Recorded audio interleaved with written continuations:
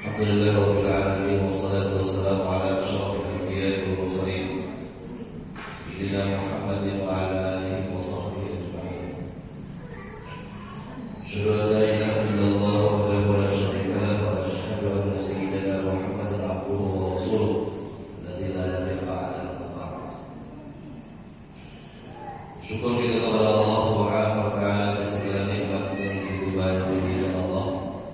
Mudah-mudahan kita semua termasuk orang-orang yang bersyukur kepada Allah Subhanahu wa taala. Amin ya rabbal alamin.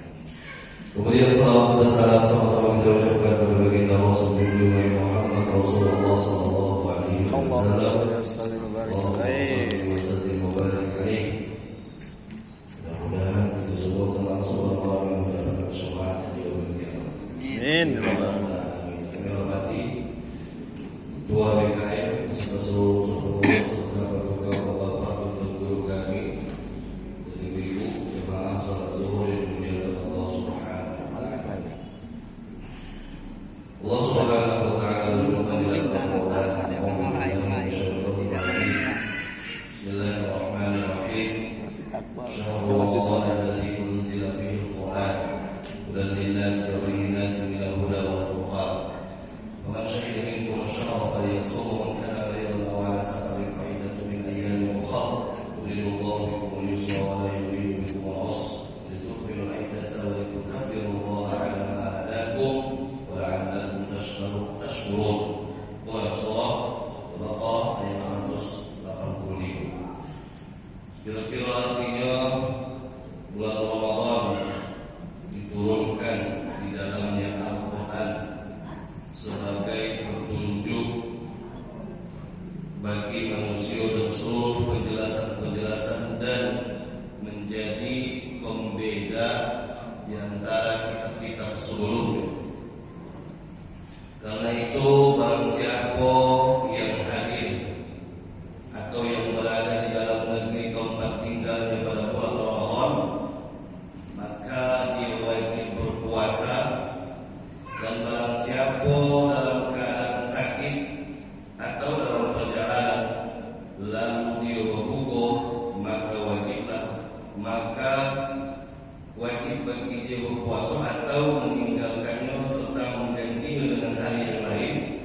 Allah menghendaki yuridullahu bikumul yusra, Allah menghendaki kemudahan dan tidak menghendaki kesulitan bagi kamu. Walitukabbirullah ala ma hadakum, hendaklah kalian mencukupkan bilangannya dan hendaklah kalian mengagungkan Allah atas petunjuknya yang diberikan kepada kalian supaya kalian bersyukur. Perlukan Bapak, Ibu jemaah yang dimuliakan Allah Subhanahu wa taala. Pertama, ayat ini menjelaskan bahwasanya Allah Subhanahu wa taala mengirimkan satu mukjizat besar bagi Nabi Muhammad sallallahu alaihi wasallam, yaitu Al-Qur'an. Di antara banyak mukjizat yang Allah turunkan ke dalam dunia ini, yang tinggal mukjizat itu cuma Al-Qur'an bilang. Tengok Nabi Musa apa mukjizatnya? Salah satu mukjizat Nabi Musa itu tongkat. Ya kan? Ada tongkat Nabi Musa tinggal dalam. Ya. Tongkat banyak. Apa kaitan Musa kaitan ada tongkat ini? Tapi bukan tongkat Nabi Musa itu, tidak. Ya, apakah tongkat Nabi Musa itu sama dalam tongkat tangan di dunia ini? Tidak. Coba datang ke sungai Gunung, tepaklah tongkat. Apakah naik dan dua pisah? Tidak. Itu tongkat mukjizat namun. Dan mukjizat itu ditarik Allah Subhanahu wa taala. Kalau bisa jadi mukjizat itu jadi masalah sama manusia-manusia yang akan datang. Ya kan? Dan banyak mukjizat-mukjizat yang lain tak Allah turunkan, dan itu berbeda dengan mukjizat yang Allah berikan kepada baginda Muhammad Rasulullah sallallahu alaihi wasallam, yaitu Al-Qur'an. Dan itulah satu-satunya mukjizat yang sampai saat ini diberikan Allah kepada kita melalui baginda Muhammad Rasulullah sallallahu alaihi wasallam, menjadi petunjuk bagi kita untuk kita hidup dalam dunia. Ya, Al-Quran hujjatun laka. Ya, Al-Quran itu bisa menjadi petunjuk bagimu dan bisa menjadi musuh juga bagimu. Artinya orang yang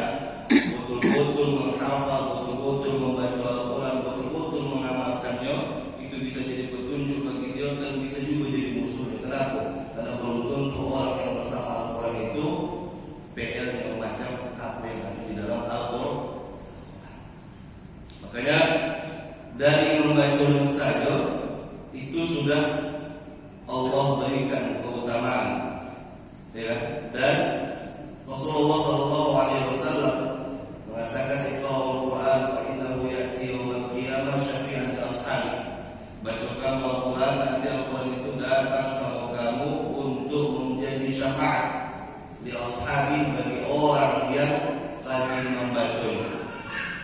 Membaca Al-Quran itu merupakan bentuk dari kedekatan kita dengan Allah Subhanahu wa Ta'ala. Ya, dan ini juga bisa menjadi membuat kita mendapatkan syafaat dari Allah Subhanahu wa Ta'ala melalui Al-Quran. Pokoknya luar biasa. Dan tak ada sampai saat ini orang gila kita tengok, kita dengar gara-gara menghafal Al-Quran. Al-Quran gila dia. Mengapa itu tercepat sendiri di sudut itu gila gagal Al-Quran orang itu. Bahkan orang yang jauh dari Al-Quran namanya gila. Lalu kalau Bapak Ibu yang dimuliakan Allah Subhanahu wa Ta'ala, ini yang pertama yang menyebabkan Al-Quran diturunkan pada Ramadan. Makanya ketika Bilal pun diucapkan juga ayat ini, syahrul Ramadan alladzii unzila fihil Quran. Kemudian ayat selanjutnya menjelaskan bagi kita barang siapa dalam satu negeri, ya, ini menandakan kita puasa ini berdasarkan mengikut apa yang ada di dalam negeri tersebut. Ya, kalau cerita Mekah, katakanlah kita pas umrah pada bulan Ramadan, ya kita berada di Mekah dan ikutilah apa yang ada di sana. Ya, jam 6 waktu Mekah itu sudah jam 10 waktu Indonesia. Jangan diikutinya juga, jadi sampai di Mekah katakanlah jam 2 siang. Saudi sama Indonesia itu lebih dulu, Indonesia maju 4 jam. Ya, jadi kalau jam 2 di Mekah berarti jam 6 sore di Indonesia, ya kan?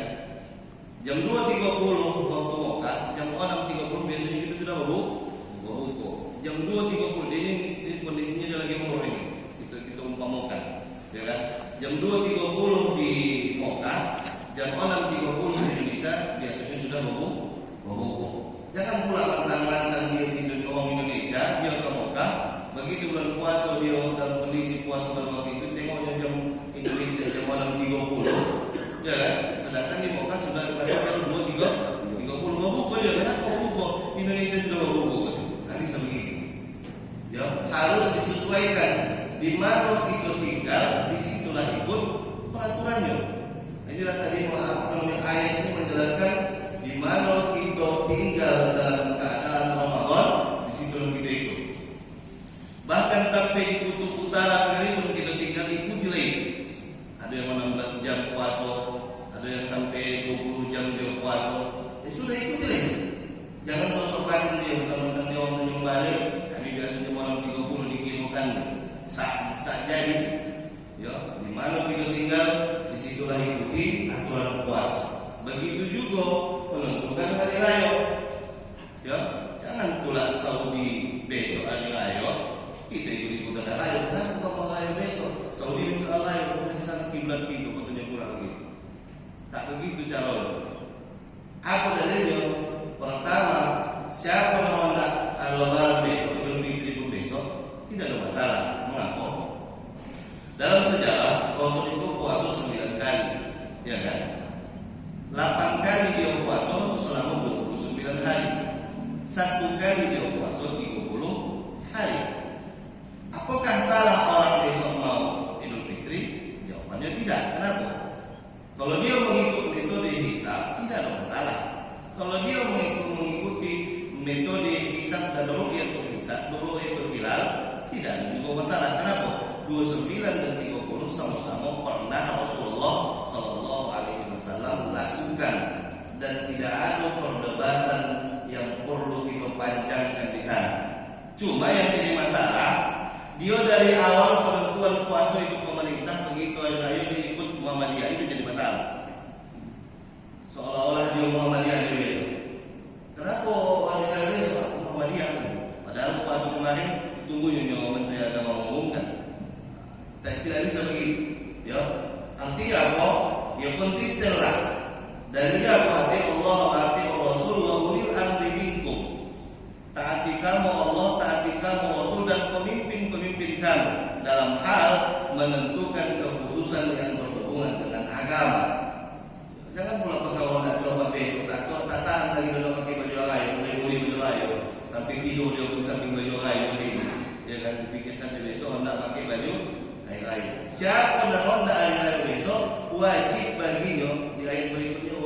yukabbirullaha ala ma hadakum.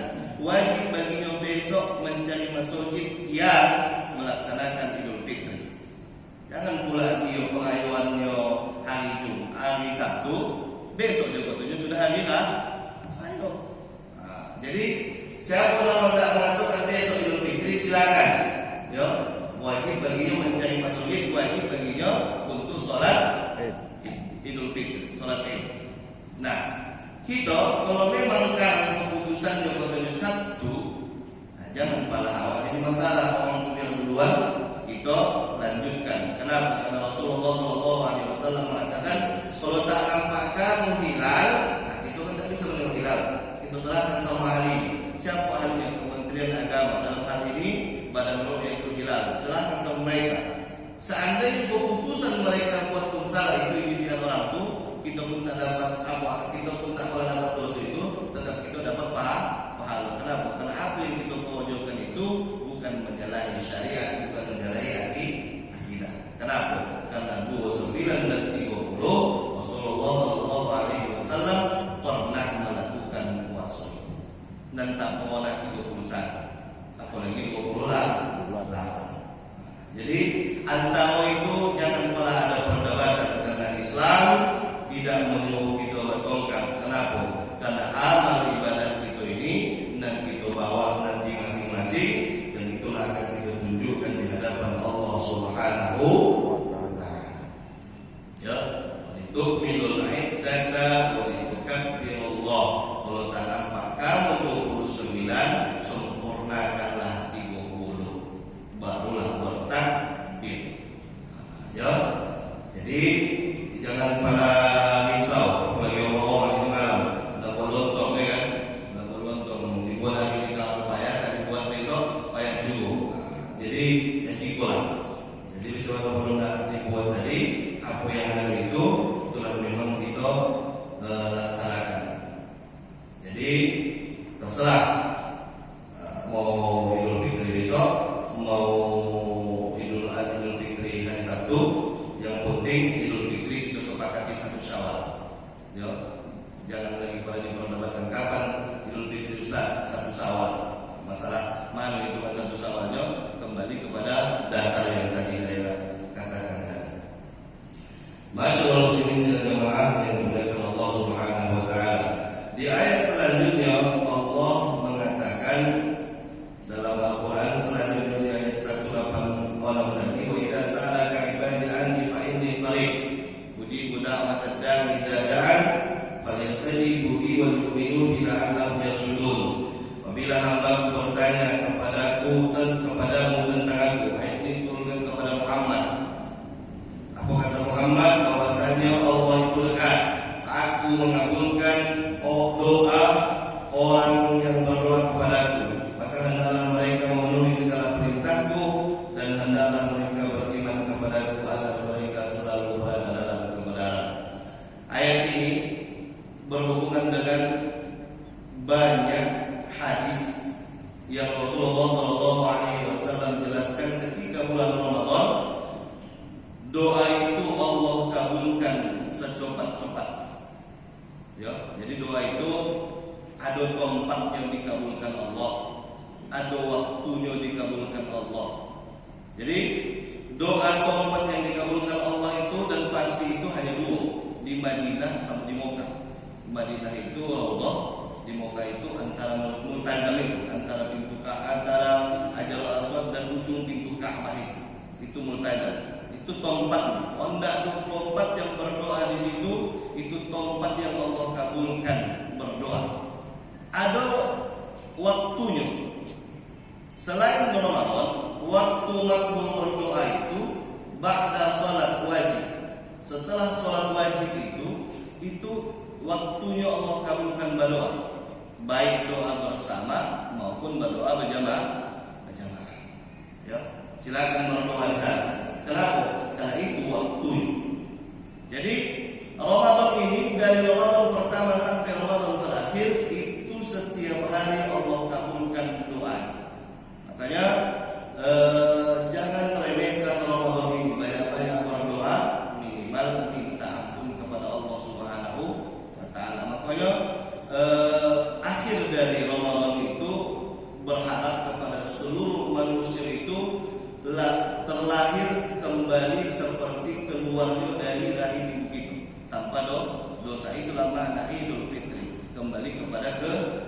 kesucian. Kenapa suci?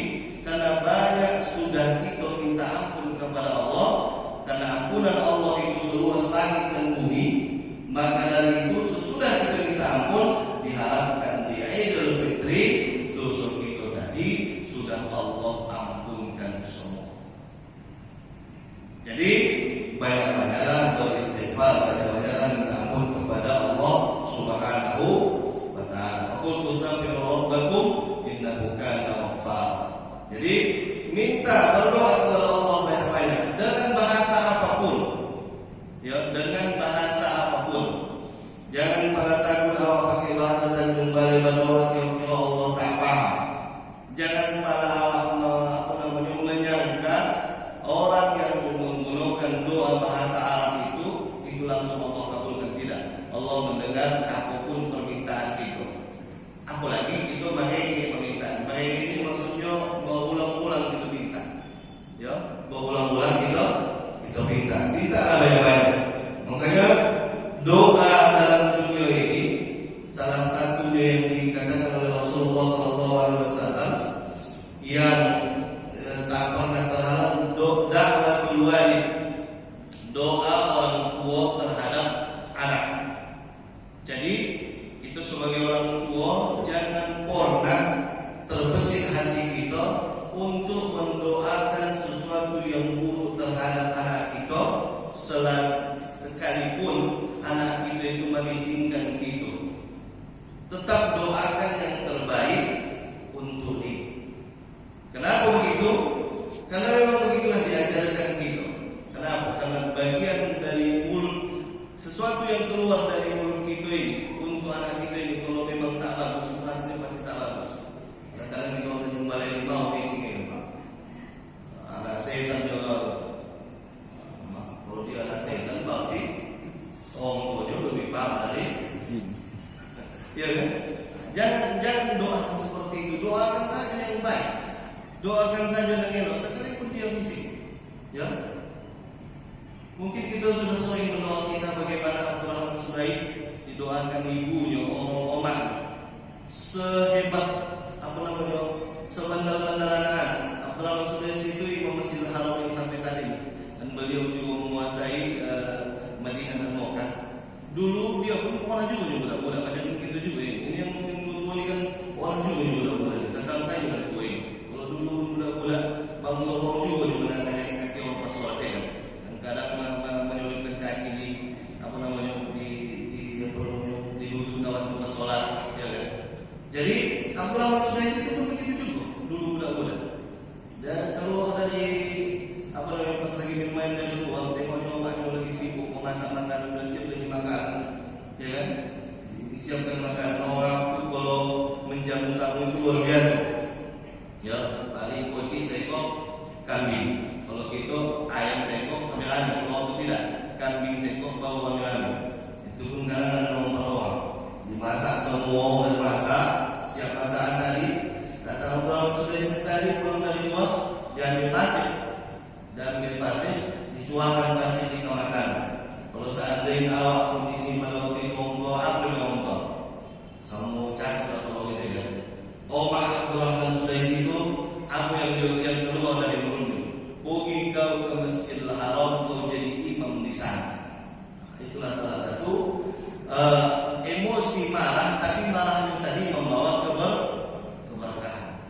Semarah-marahnya kita sebagai orang tua, jangan sampai marah kita tadi itu membawa kesengsaraan bagi kita. Ya, jadi doakanlah tetap yang terbaik. Kemudian yang kedua, doa dasarnya kita apa? Dasarnya hadis dari Rasulullah SAW. Tidak matal insan inqata amaluhu illa min salas. Salah satunya sedekahun jariyah, kemudian waladun shalih alladzi yad'ulah. Kemudian yang kedua, doa yang dikabulkan ini adalah doa seorang anak kepada orang tua. Yang tak ada orang tua lagi, banyak-banyak mendoakan, minimal meminta ampunkan dosa orang tua kita. Allahumma firli walidayya warhamhuma kama rabbayani shaghira.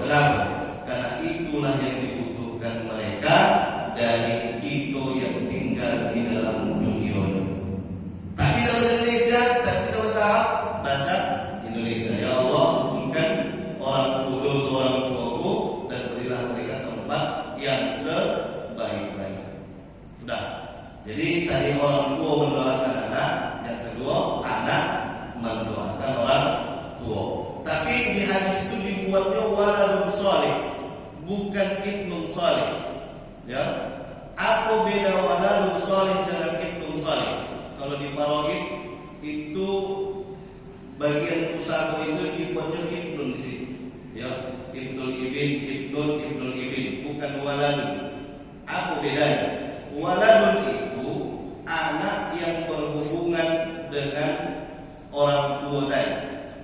Ada anak tidak anak kandung, anak angkat, kemanaan, itu waladun namanya. Tapi kalau ibnun itu anak kan kandung. Makanya kalau di dalam Paroid itu bukan waladun namanya ibnun. Itu perbedaan ibnun sama waladun. Artinya setiap orang yang memiliki kerabat yang soleh, yang mendoakan dia, itu sampai doa tadi termasuklah dimakbulkan oleh Allah Subhanahu wa Ta'ala. Kenapa? Karena dalam dunia ini tak semua orang beruntung bisa dapat anak kandung. Tak semuanya sama, ya kan? Makanya kadang-kadang kan kita harus melihara kemarahan kita usahakan jadi anak soleh, doakan begitu. Apakah sampai doanya? Kenapa? Itu hadis tadi. Waladun soleh alladhi yad'ulah, anak yang soleh yang senantiasa